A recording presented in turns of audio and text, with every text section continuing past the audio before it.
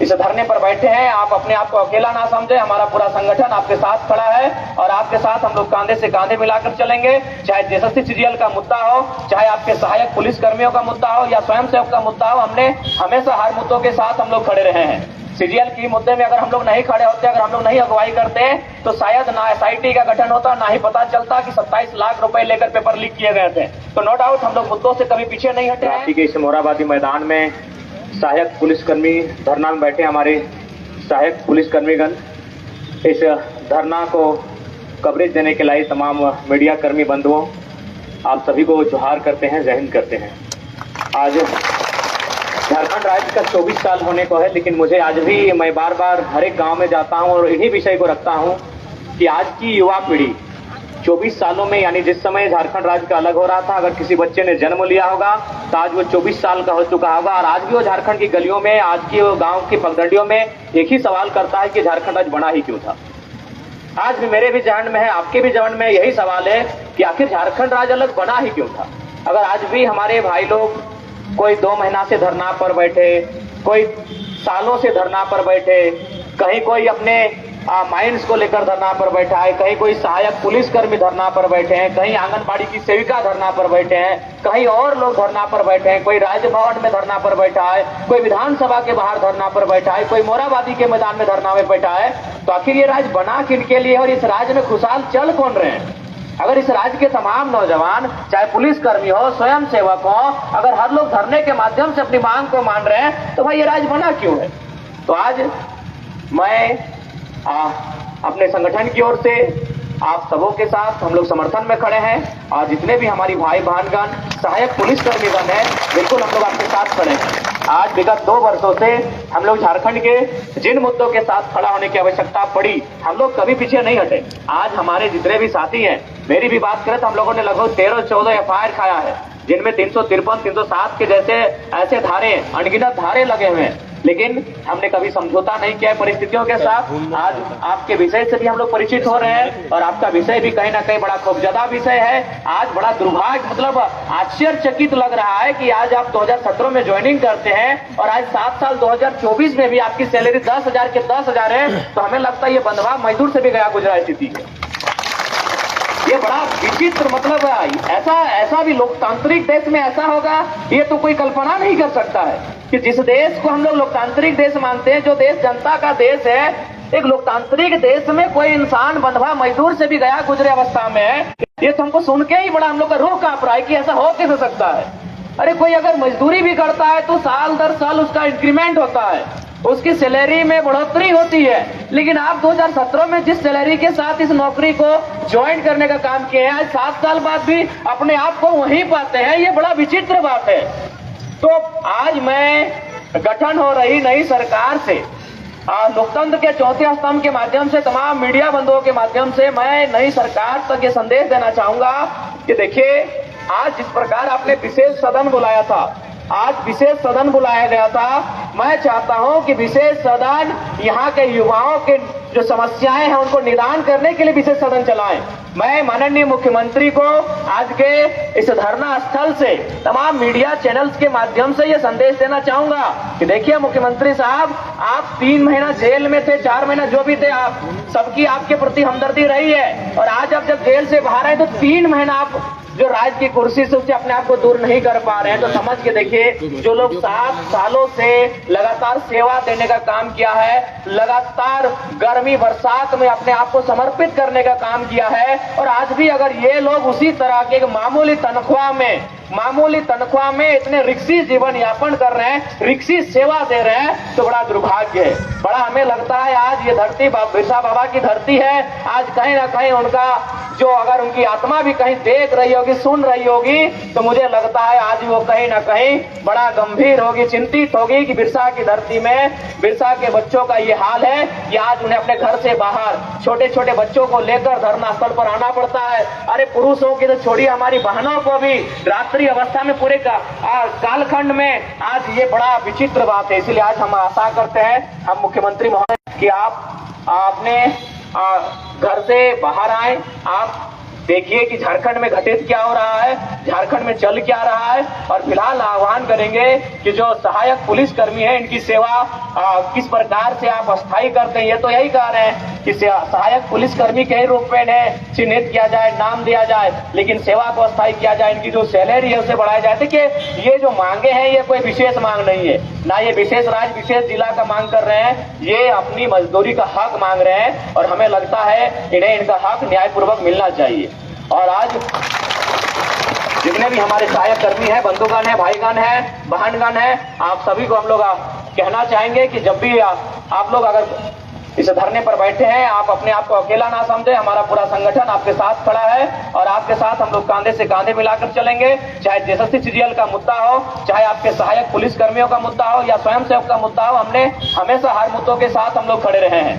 CGL की मुद्दे में अगर हम लोग नहीं खड़े होते, अगर हम लोग नहीं अगुवाई करते तो शायद ना एसआईटी का गठन होता, ना ही पता चलता कि 27 लाख रुपए लेकर पेपर लीक किए गए थे। तो नो डाउट हम लोग मुद्दों से कभी पीछे नहीं हटे हैं, लेकिन हाँ हम लोग भी आप ही की तरह आपके ही समान है, आपके ही तरह आपके परिवेश से आने वाले नौजवान हैं। लेकिन हाँ जो सही है, आज हम लोग उस आवाज को बनने का काम किए, इस राज्य में उस आवाज को देने का काम किए हैं। तो निश्चय ही जब भी हमें अवसर मिलेगा, बाकायदा हम लोग अभी प्रेस कॉन्फ्रेंस करके आ रहे हैं, इस राज्य के राजधानी के तमाम सम्मानित मीडिया कर्मी उपस्थित थे। हमने पहला लाइन भी यही कहा कि जो धरने पर कई दिनों से बैठे हैं हमारे सहायक पुलिसकर्मी, उनकी समस्याओं का निदान मुख्यमंत्री बाकायदा करें। क्योंकि हमें लगता है कि ना सहायक पुलिसकर्मी अब किसी पर विश्वास करने की उम्मीद में नहीं है और ये स्वाभाविक है। मिथिलेश ठाकुर जी आके मिल के जा चुके हैं साल भर पहले, बंधु तिर्की जी भी इनसे आकर मिल के जा चुके हैं। वे बार बार आते हैं और यही बात को दोहराते हैं कि मुख्यमंत्री के दूत के रूप में आए हैं और फाइनली क्या होता है ये सभी जानते हैं, आश्वासन दिया जाता है। और बड़ा दुख तो तब लगता है जब आईएएस लोग अपने लेटर हेड में हस्ताक्षर करके देते हैं, मांगों को समर्थन देते हैं, उसके बाद भी समस्या से निजात नहीं पाया जाना बड़ा दुर्भाग्य लगता है। इसलिए आप लोग धीरज रखें, क्योंकि झारखंड का निर्माण ही बड़ी लंबी लड़ाई के बाद हुआ है। झारखंड का निर्माण ही एक बहुत बड़े लंबे संघर्ष और शोषण के बाद हुआ है। हम उम्मीद करते हैं आप अपने धीरज में कोई कोताही नहीं बरतेंगे और निश्चय ही ये देश कहीं ना कहीं गांधी का देश है। और याद रखिएगा, गांधी ने एक लाठी के दम पर अंग्रेजों को बाहर खदेड़ा था। हमारे हौसले तो कम से कम उनकी लाठी से मजबूत होने चाहिए। और हम आशा करते हैं ऐसे भी आप सभी सहायक पुलिसकर्मी हैं, यानी सभी आप शारीरिक रूप से मानसिक रूप से मजबूत लोग हैं। मुझे पूर्ण आशा है कि ये जो परीक्षा आपकी ली जा रही है, इस परीक्षा में आप अव्वल होंगे और परिस्थितियों के साथ समझौता ना करते हुए अपने संघर्ष को जारी रखते हुए अधिकार है उसे लेने के लिए आप कहीं पीछे नहीं हटेंगे। बाकी हम लोगों का समर्थन आपके साथ हमेशा रहा है, रहेगा हमेशा। नैतिक रूप से, शारीरिक रूप से हम लोग कभी आपके समर्थन में पीछे नहीं हटेंगे।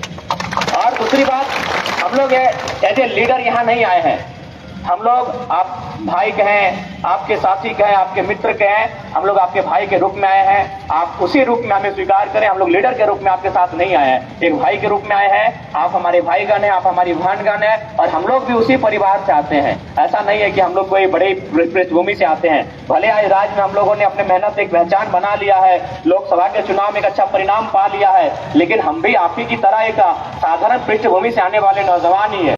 हम लोग भी परीक्षाओं की तैयारी करते हैं।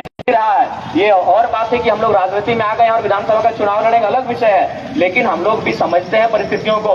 और विशेषकर जो डिफेंस लाइन की अगर बात आती है तो डिफेंस लाइन को भी हम लोग भली भांति समझते हैं कि कितना मेहनत के साथ, कितनी तकलीफ के साथ, उसमें कितने त्याग के साथ लोग डिफेंस की बहाली को क्लियर करते हैं। आज आप किसी भी राज्य में, कि चाहे देश में, अगर किसी मिडिल क्लास फैमिली से के अनुसार ही दिखता है, वो कभी नहीं कहेगा कि हम डॉक्टर बनना चाहते हैं, हम इंजीनियर बनना चाहते हैं। वो बड़े घर के बच्चे कहते होंगे, एकाध लोग कहते होंगे, लेकिन जो वास्तव में चीजों को समझते हैं ना, जो हकीकत से रूबरू हैं, वो यही कहते हैं। हम लोग भी जब छोटे थे, जब स्कूल में हमारे कोई पत्रकार आते थे, जब हम लोग 6ठी क्लास में 7वीं क्लास में पढ़ते थे, तो हम लोग भी पहला सपना यही कहते थे कि हम लोग आर्मी बनेंगे।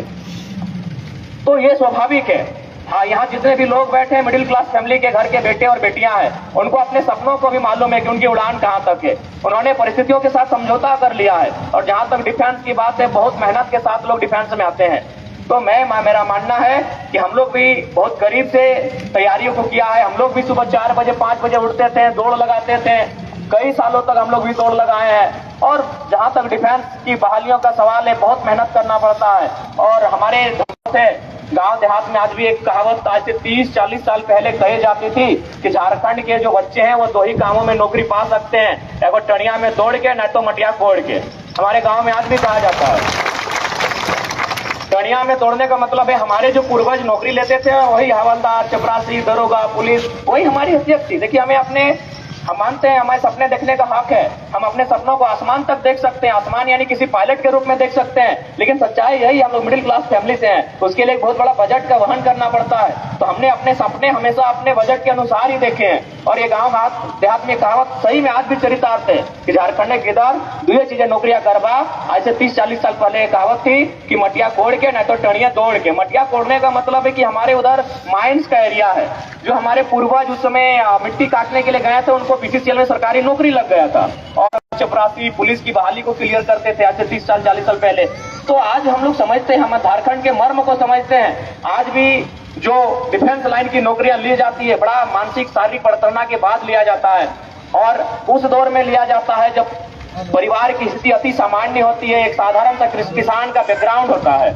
तो हम आपके दुख में आपके साथ हैं, और हम लोग आज कहीं ना कहीं आज अगर यहाँ तक आए हैं तो झारखंड के मुद्दों के साथ हम लोग यहाँ तक आए हैं। झारखंड के मुद्दों पर बेबाक बात रखने के लिए हम लोग यहाँ तक आए हैं, और आप लोग इस बात के लिए निश्चिंत रहें, हम लोग एक लीडर के रूप में नहीं, आपके भाई के रूप में आए हैं। जहाँ हमारी जरूरत पड़ेगी, आज हमारे जितने भी साथी हैं रांची जिला के, चूंकि हमारा घर धनबाद जिला पड़ता है, यहाँ से लगभग 250 किलोमीटर की दूरी पड़ती है। स्वाभाविक है जब अगर कोई सूचना हम तक जाएगी तो आते आते समय लग जाएगा, लेकिन रांची जिला में जो हमारी कमेटी गठन हुई है, हम लोग उनसे कह के जाएंगे, उन्हें हिदायत देके जाएंगे कि आपका जो भी कार्यक्रम हो उस कार्यक्रम में बाकायदा हमारा पूरा संगठन आपके साथ शरीक रहेगा, आपके समर्थन में, आपके सहयोग में, हमारी हैसियत के अनुसार, हमारे सामर्थ्य के अनुसार, हमारी क्षमता के अनुसार जो भी बनेगा, जो भी पड़ेगा, हमारे साथी आपके साथ डट के रहेंगे, आपके साथ खड़े रहेंगे। आप अपने आप को अकेला ना माने।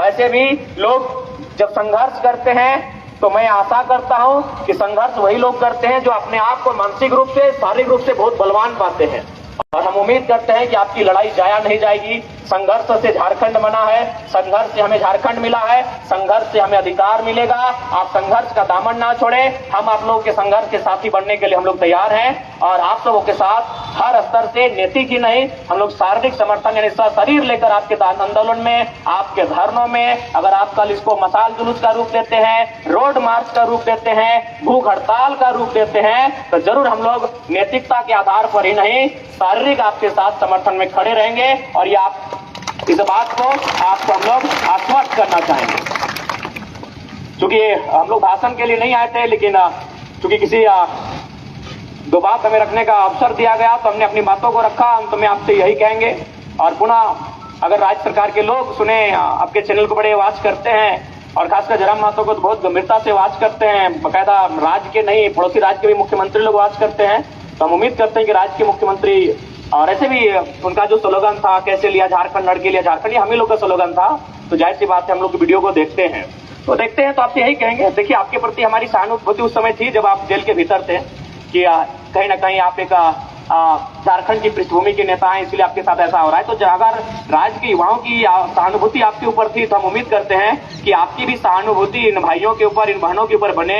आप देख सकते हैं, अगर यहाँ तक नहीं आ पाते हैं, अगर आपको लगता है यहाँ का तापमान, यहाँ की तापमान में गर्मी ज्यादा है, तब एसी कमरे में बैठकर अपने मोबाइल को चलाकर देख सकते हैं। मीडिया वाले विजुअल को दिखा रहे हैं कि किस प्रकार बहन लोग अपने छोटे बच्चे को गोद में लेकर आई है। इनके चेहरे पर जो सिकन है ये साफ दिखाई दे रहा है, इनके माथे की जो लकीरें हैं वो साफ दिखाई दे रही है, साफ झलक रही है कि आज ये किस दौर से गुजर रहे हैं। तो मैं आज जो सत्ता में बैठे लोग हैं, विपक्ष में बैठे लोग हैं, यानी जो विधानसभा के अंग हैं, मैं उनको ये संदेश देना चाहूंगा, उन तक अपनी आवाज संप्रेषित करना चाहूंगा कि आप लोग उस एसी के कमरे से बाहर आए, इन बहनों के साथ, इन भाइयों के साथ बैठे, क्योंकि कहा गया है बात से बात बनती है, बातचीत से समस्या का हल निकलता है। आप लोग बातचीत के लिए आगे आए और इनकी समस्याओं का निदान करें। क्योंकि हमें बड़ा दुख लगा, हमने एक पोस्टर भी देखा, किसी भाई ने लिखा था हमें नक्सली बनने के लिए मजबूर ना किया जाए। ये बड़ा दुख लगता है। इस राज्य में, इस राज्य के लोग 40% खंडनीय संपदा देने वाला राज्य, तमाम उद्योग से संचालित होने वाला राज्य,